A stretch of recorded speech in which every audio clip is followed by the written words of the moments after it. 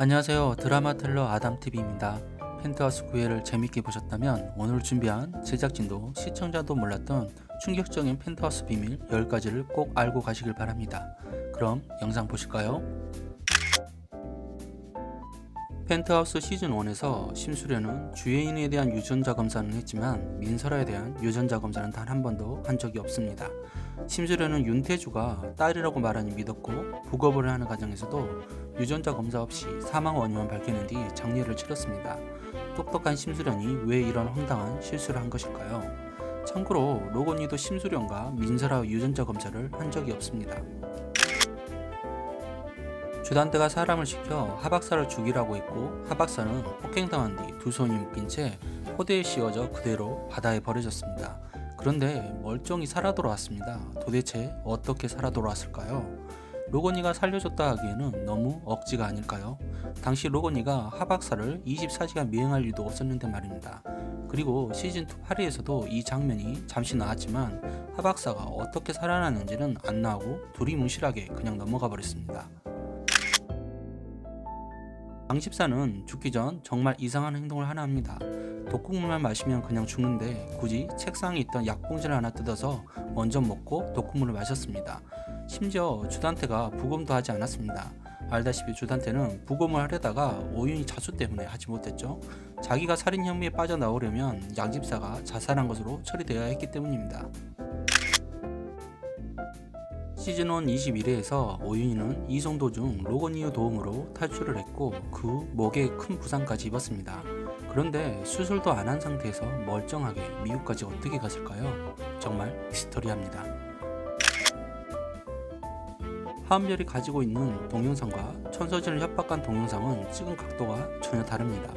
하은별은 좀 더 위쪽에서 찍었고 천서진 협박범이 보는 영상은 좀 더 아래쪽에서 찍힌 영상입니다.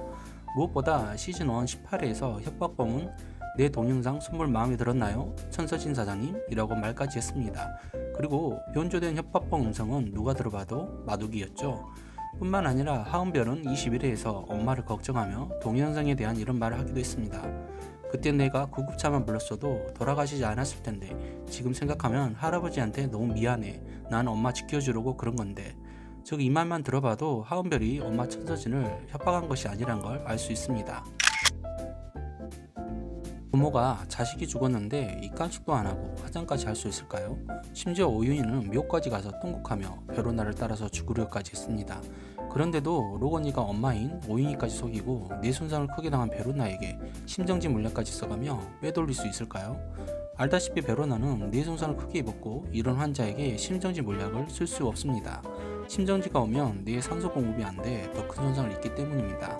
참고로 이건 현직 의사의 답변인데요. 이게 맞다면 베로나가 살아 돌아오는 것은 힘들 것 같습니다. 펜트하우스 20화에서 오윤희 집에 도착된 택배는 도대체 어디로 갔을까요? 베로나도 오윤희도 그 뒤로 아무도 확인하지 않았는데 말입니다. 하지만 시청자들은 이미 택배의 존재를 다 잊어버린 듯 합니다. 나혜교는 인생의 반을 심순으로 살았다고 말했지만 성형을 했다고 말한 적은 없습니다. 즉 나혜교와 심수련은 어릴 적 헤어졌던 쌍둥이일 가능성이 큽니다. 반전 카드로 심수련을 도와줄 사람이 나혜교만 있는 것은 아닙니다. 바로 시즌1에서 주단태의 폭행과 위협에도 끝까지 심수련을 도왔던 심부르센터 아저씨입니다. 참고로 심부르센터 아저씨는 심수련이 돈을 3배로 주면 무슨 일이든지 다 해결할 수 있는 펜트하우스 최고 능력자였죠. 즉 이 사람이 심수련에게서 돈을 받고 나혜교의 행방을 찾아냈을 것 같습니다. 이후 나혜교가 심수련과 로건이에게 연락할 수 있도록 도왔을 것입니다. 또한 나혜교에 대한 정보는 모두 심부름센터 아저씨가 심수련에게 주었을 것이고 이후부터 심수련이 자기 대신 죽은 나혜교 행사를 철저하게 하고 다녔을 가능성이 큽니다. 21회에서 주단태가 심수를 죽인 후 비밀 통로가 없는 금고로 들어간 뒤 다시 밖에서 나타났지만 아무도 의심하지 않았습니다.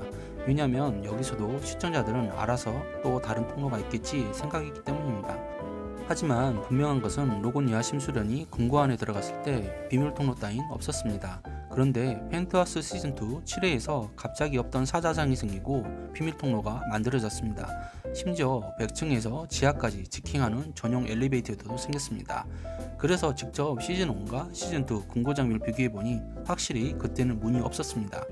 아마 주단태도 시즌2가 시작되고 나서야 거기에 비밀통로가 있다는 것을 알았을 것입니다. 오늘 준비한 내용은 여기까지입니다. 구독과 좋아요 부탁드리며 제 생각과 달리 여러분의 생각은 어떨지 많은 의견 남겨주세요.